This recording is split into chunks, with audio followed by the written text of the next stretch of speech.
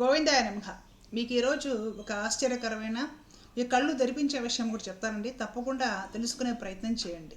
తెలుసుకుంటే పోయేదేం లేదు, అజ్ఞానం పోతుంది, జ్ఞానం కలుగుతుంది. అంతేగాని మీకేమీ నష్టం జరగదు, మీ సొమ్మేమీ పోదు. పైగా ఈ ఛానల్కి సబ్స్క్రిప్షన్ ఫీజులు కానీ ఏమి మీరు నాకు ఇచ్చేది ఒక పైసా కూడా లేదు. మీరు ఇచ్చినా నేను తీసుకోను. ఈ వీడియోస్ వెనుక నా ఉద్దేశం ఎప్పుడు ఒకటే, ఎప్పుడు చెప్తున్నాను, ఇప్పుడు కూడా చెప్తాను, ఎప్పుడు చెప్తూనే ఉంటారు.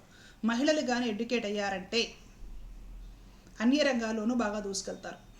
ఇతర దేశాల్లో మహిళలు ఎంత టాప్ లెవెల్లో ఉన్నారో అంతకంటే టాప్ లెవెల్లోకి భారతీయ మహిళలు కూడా వెళ్తారు.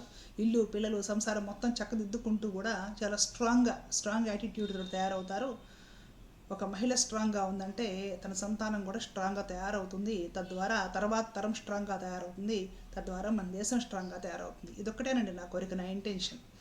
కాబట్టి అర్థం చేసుకోండి. సరే, మీకు సరదాగా ఒక జ్యోతిష్కుడు చెప్పిన వివరాలు, వినిపించిన వివరాలు మీకు వివరించే ప్రయత్నం చేస్తాను. నవ్వు కూడా వస్తుంది, నవ్వుకోకండి. తర్వాత విషయాన్ని తెలుసుకునే ప్రయత్నం చేద్దాం. మనకి నవగ్రహాలు ఉంటాయి కదా, ఈ నవగ్రహాలు ఎప్పుడు ఏదో ఒక గ్రహము ప్రభావం మన మీద చూపించడం వల్ల మన మీద కొంచెం చెడు ఏదో జరుగుతూ ఉంటుంది అనమాట. అనుకునే పనులు అవ్వకపోవడము ఇలాంటివి. ఈ ఒక్క విషయం మీద కోట్ల రూపాయల జ్యోతిష్యానికి సంబంధించి వ్యాపారం జరుగుతుంది. ఈ గ్రహం బాలేదు, ఆ గ్రహం బాలేదు, ఇవేవో చెప్తూ ఉంటారు అనమాట. విషయం ఏంటంటే ఈ నవగ్రహాల విషయాలు, వీటి దోషాలు, పరిహారాలు ఇవేమీ ఆలోచించకుండానే ఒక భారతదేశం తప్ప ప్రపంచ దేశాలు మొత్తం పనిచేసుకుంటూ పోతున్నాయి. ఒక భారతదేశంలో మాత్రము నాకు ఆగ్రహ దోషం ఉంది, ఈ దోషం ఉంది, అదవుతుంది, ఇదవుతుంది అనేసి భయాలతోటి జనాలు బ్రతుకుతూ ఉంటారు. ఓకే, సరే. ఇప్పుడు ఈ నవగ్రహ దోషాల్లోనట ఏ గ్రహానికి ఏ పండు దానం చేస్తే, ఏ వారం దానం చేస్తే ఆ దోషం పోయి మీకు అనుకున్న కోరికలు తీరతాయో ఒక మహానుభావుడు వివరించి చెబుతూ ఉన్నాడు అనమాట. అదేమంటే ఇవి పలానా పురాణంలో ఉంది అనేసి పురాణం బ్రాండ్ వేసేస్తారు. పురాణంలో ఉంది అనగానే మనం నోరు మూసుకొని క్వశ్చన్ చేయకుండా వింటాం అనమాట. సో టోటల్గా చంద్రగ్రహ దోషం నివారణ కోసమంట అరటి పండు అంట సోమవారం రోజు ఎవరికైనా దానం చేస్తే మంచిదంట. ఓకే, సోమవారము అరటి పళ్ళు దానం చేయాలి. అలాగే కుజదోష నివారణ కోసం అంట మంగళవారం రోజు దానిమ్మ పళ్ళు దానం చేయాలంట. అలాగే బుధ గ్రహ దోషం నివారణ కోసమంట బుధవారం రోజున మామిడి పండు దానం చేయాలంట.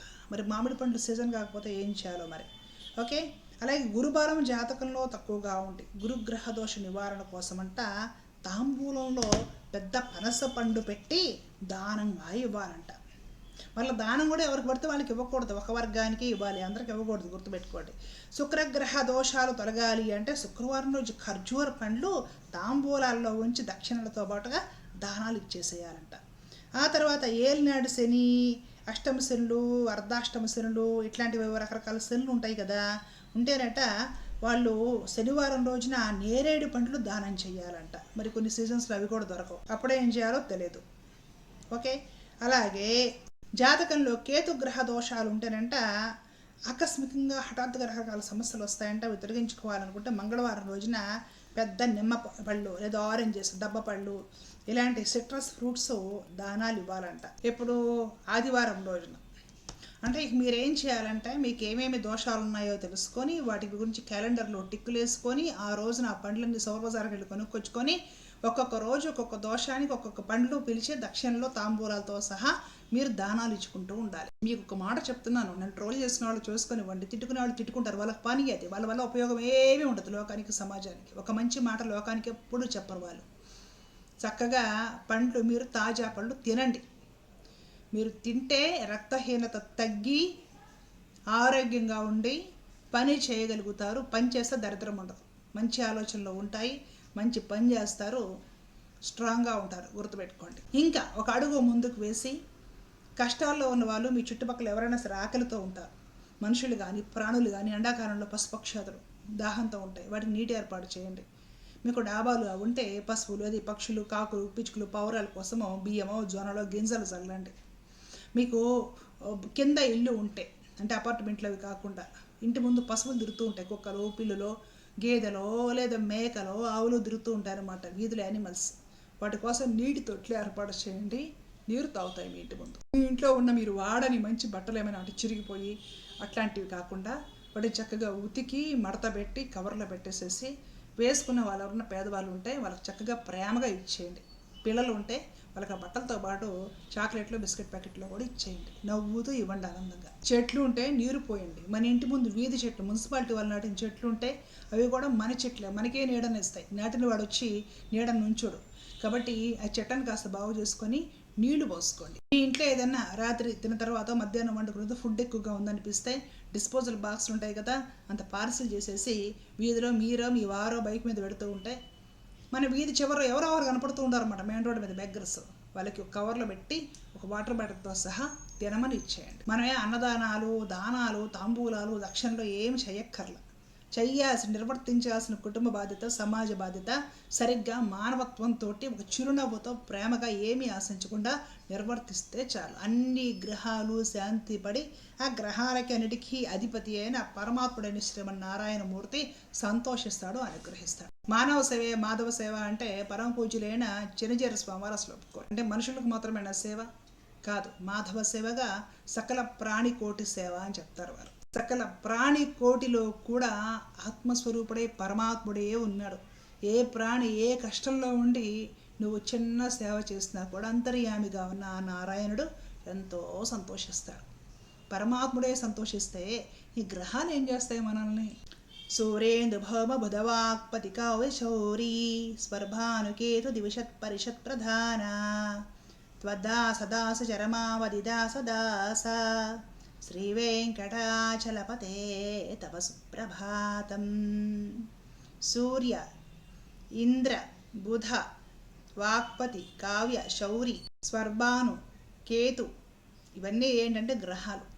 ఈ గ్రహాలన్నీ కూడా శ్రీ వెంకటాచలపతి, వెంకటేశ్వర స్వామి వారు లేదా శ్రీమన్నారాయణుడు లేదా కృష్ణ పరమాత్మ ఎవరైతే ఉంటారో అతడి భక్తుల యొక్క దాసాను దాసాను దాసాను దాసాను దాసులకి చరమావధి దాసదాస చెట్ట చివరిలో నిలబడి నమస్కారం చేస్తూ ఉంటారట. అది నవగ్రహాల స్థితి, నవగ్రహాలు ఉండే ప్లేసు. మీకు అర్థమైతే మీరు బాగుపడతారు. నవగ్రహాలు ఎక్కడ ఉంటాయి, వాటి స్థానం ఏది అంటే భగవంతుడి భక్తులు, భాగవతోత్తములు లేదా విష్ణు భక్తులు లేదా వైష్ణవులు, పరమ వైష్ణవులు, వీరికి దాసాను దాసాను దాసాను దాసులకి చరమావధి దాసదాస చివరి లైన్లో నిలబడేవి మొక్కుతూ ఉండేవి, విష్ణు భక్తులకి మొక్కుతూ ఉండేవి నవగ్రహాలు. ఇది వెంకటేశ్వర స్వామి సుప్రభాతంలో ఉంటుంది. శనివారం రోజు పుణ్యం రావాలని సుప్రభాతం పాడతాము. మరో నాకు ఇది దోషమండి, అది దోషమండి, అక్కడే వరకెత్తాలి, ఈ ఉంగరం పెట్టుకోవాలి, ఆ తాడు కట్టుకోవాలి, ఈ దారం చుట్టుకోవాలి. కాబట్టి ఊరికే సుప్రభాతం గడగడా చదివేస్తే శనివారం రోజున పుణ్యం సంగతి అలా ఉంచి, పుణ్యం కాస్త తక్కువైనా పర్వాలేదు, జ్ఞానప్రాప్తి కావాలంటే దాని కింద తాత్పర్యం చదవండి, దానికి భాష్యం చదవండి, పెద్దలు ఎవరైనా దానికి భాష్యం చెబుతుంటే వినండి. వాళ్ళ పరిస్థితులు ఎట్లా ఉన్నాయో తెలుసా? మనకి వచ్చిన ఇంటికి వచ్చిన జీతంలో బడ్జెట్లో కొంత బడ్జెట్ జ్యోతిష్యానికి కేటాయించాలి. రంగురాళ్ళు పెట్టుకోవడానికి, తాబేలు బొమ్మలు అవి పెట్టుకోవడానికి, ఎవరైనా జ్యోతిష్కులను సంప్రదించడానికి, వాళ్ళు ఏదైనా ఇవన్నీ ప్రాబ్లమ్స్ని రెక్టిఫై చేయడం, మళ్ళీ వాటి కోసం మనం ఏదైనా హోమాలు జపాలు ఇవి చేయించుకోవడానికి, రాహుకేతు పూజలు చేయించుకోవడానికి, లేదంటే ఇక్కడ అవ్వకపోతే పని ఆంధ్ర తెలంగాణలో ఉన్న గుళ్ళలో పని లేకపోతే తమిళనాడు గుళ్ళకైనా, కేరళ గుళ్ళకైనా, కర్ణాటక గుళ్ళకైనా పోయి అక్కడ తిరిగి రావడానికి వీటికే సరిపోతుంది జీవితం మొత్తం. మరి విదేశాల్లో జనాలు పుట్టడం లేదా? వాళ్ళు మనుషులు కాదా? వాళ్ళు జీవితంలో స్థిరపడటం లేదా? పెళ్లి చేసుకుని పిల్లల్ని కనడం లేదా? కెరీర్లో ముందుకు పోవడం లేదా? మనకంటే బ్రహ్మాండంగా మంచి జీవన ప్రమాణాలతో బ్రతకడం లేదా? మరి వాళ్ళు ఏ పూజలు చేపిస్తూ దేని చుట్టూ తిరుగుతున్నారు? ఈ మాటలు మాట్లాడితే సనాతన ధర్మాన్ని అవమానిస్తుంది సత్యభామ అంటారు, జవాబులు చెప్పలేక. జ్యోతిష్యాన్ని నేను కాదనడం లేదు, ఖచ్చితంగా దాన్ని నమ్మాలి, జ్యోతిష శాస్త్రాన్ని గౌరవించాలి. కానీ మరీ మూఢనమ్మక ప్రతిదానికి భయపడిపోతే ఎలాగా? అయితే జాతకం తెలుసుకొని మన గ్రహం ఏంటి, నక్షత్రం ఏమిటి, మనం ఏ రాశి ఏమిటి అంతవరకు కొంత తెలుసుకోవడము బేసిక్ నాలెడ్జ్ ఓకే. ఇంకా ప్రతిదానికి ఇంకా కళ్ళు మూసుకొని ప్రతి చిన్న విషయాన్ని, ఇంట్లో జ్వరము తుమ్ములు ఏమొచ్చినా కూడా అయ్యో నాకు జాతకం బాగాలేక ఆరోగ్య సమస్యలు, ఎక్కడ తిరగాలి, ఎక్కడే పరిగెత్తాలి, ఎవరు దీన్ని బాగు చేస్తారు, అప్పులు కూడా చేసే స్థితికి వెళ్ళిపోయారంటే ఆలోచించండి. అంతా అయిపోయినాక దేవుడు అనేవాడు లేడు. ఎన్ని చేపించాను, ఎన్ని గుళ్ళ చుట్టూ తిరిగాను, ఎన్ని హోమాలు చేపించాను, కానీ దేవుడు అనేవాడు లేడు. ఉంటే నాకు ఈ పరిస్థితి తెస్తాడా? చివరికి ఆయన మీద వేసేయండి, నిందారోపణ చేసేయండి.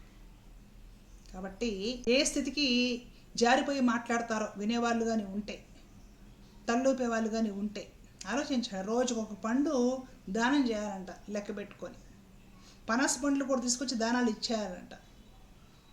ఇక్కడ తినడానికి లేవు, పళ్ళ రేట్లు ఎలా ఉన్నాయి, పేదవాళ్ళకి మధ్యతరగతి వాళ్ళకి పండ్లు దొరికే పరిస్థితి కూడా లేదు. మొన్నటి వరకు తినడానికి పెద్ద ఇష్టపడిన రేగ్గాయలు, నేరుడుకాయలు అలాంటివి కూడా 100 రూపాయల రేట్లకు అమ్ముతూ ఉన్నారు. సీజనల్గా ఫ్రూట్స్ అన్నిటికీ రేట్లు పెరిగిపోయి ఉన్నాయి. రోజుకు ఒక పండ్లు అంట దానం చేసేయాలంట, అప్పుడు బాగుంటుందంట. పిచ్చి వదిలించుకొని ఎప్పుడు బాగుపడతారు? బాగుపడితే తర్వాత తరం బాగుపడుతుంది. మనం ఇలాంటి అనాచారాల్లో దురాచారాల్లో ఉన్నామంటే, భయాలతో ఉన్నామంటే తర్వాత తరం కూడా నాశనం అయిపోతుంది.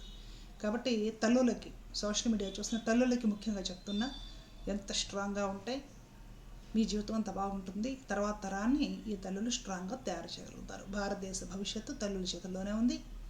ధర్మరక్షత రక్షత జై శ్రీమన్నారాయణ. కృష్ణార్పణ.